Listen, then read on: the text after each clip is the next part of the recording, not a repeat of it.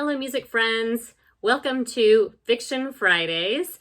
Today, we are delving into the second chapter of A Change in Tune. And in this one, we actually get to spend some time at my favorite coffee shop, Café Chocolat. And if you're watching the video, you can see me drinking from my French espresso cup that my French sister actually gave me when I was living in Paris. And she also gave me this fabulous poster that says, J'aime le chocolat.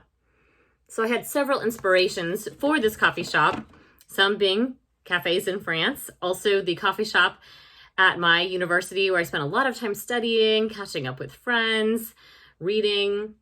And so I hope that you all have a coffee shop in your local town where you can especially go to read, since this is a fiction podcast, and maybe catch up with your friends. Now, the narrator for chapter 2 is cellist Jerry Chang. And in this episode, he visits the coffee shop with Victoria and Adrienne Pearson, the sisters who are still kind of in a fight. Remember, one of them is a violinist and the other is a violist. You also get to meet the third sister, Marie Pearson, who is a barista, and you'll soon find out she's also a fiddle player. Now, the four of these characters all form a quartet, and they have to decide what they're going to play for church the next weekend. And they're debating between, mostly on Pachelbel's canon or if they should play something else. Now, for those of you who are musical, you definitely know Pachelbel's canon. For those of you who aren't musical, you still probably have heard Pachelbel's canon in D. It's one of the most played songs at weddings of all time. So we'll see if you recognize the opening tune.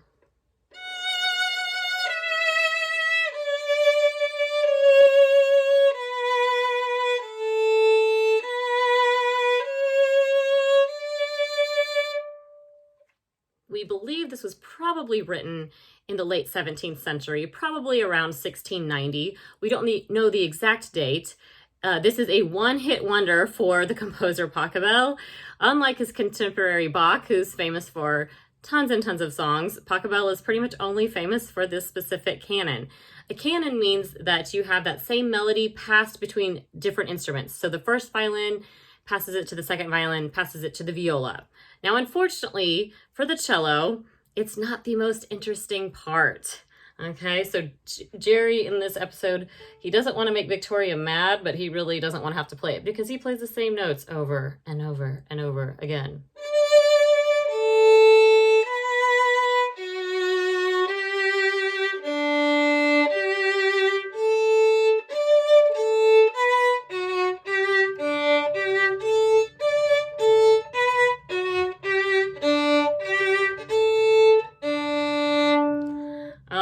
So he's actually playing the basso continuo, which is really the foundation of the quartet.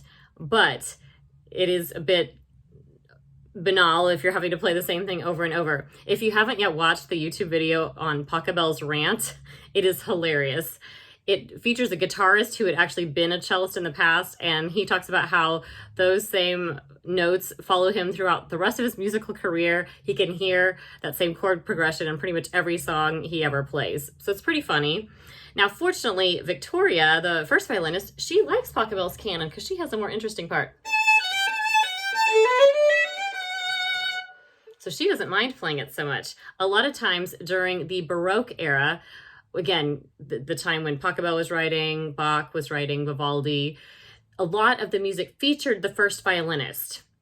And they would have these really intricate, fast passages, but then the other instruments sometimes had a more accompanimental style part. Now, it became a little more interesting for multiple instruments in the Romantic era, like 19th century music. So Jerry admits in this chapter he prefers the Romantic era, where the cellist finally can take the lead at times. Now, a lot of us musicians get to play Pachelbel's canon for weddings, and I even had it at my wedding. And I wanted to mention that today's sponsor is a wedding I played this past weekend. So I just wanted to put in a little plug that if you are getting married, look up your local string quartet and hire some strings for your wedding, or if you want to have it for a birthday party, for your second cousin twice removed, or your great aunt Betty died last week and she's having her funeral, you could hire a string quartet. But in all seriousness, it really does help musicians if you hire local and bring them back, especially after the pandemic when it's been tricky for a lot of musicians to get to perform.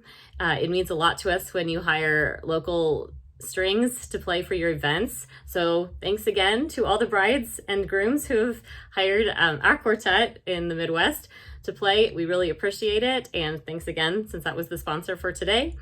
And I hope that you go out and look up some of your local players. And I'll see you next week.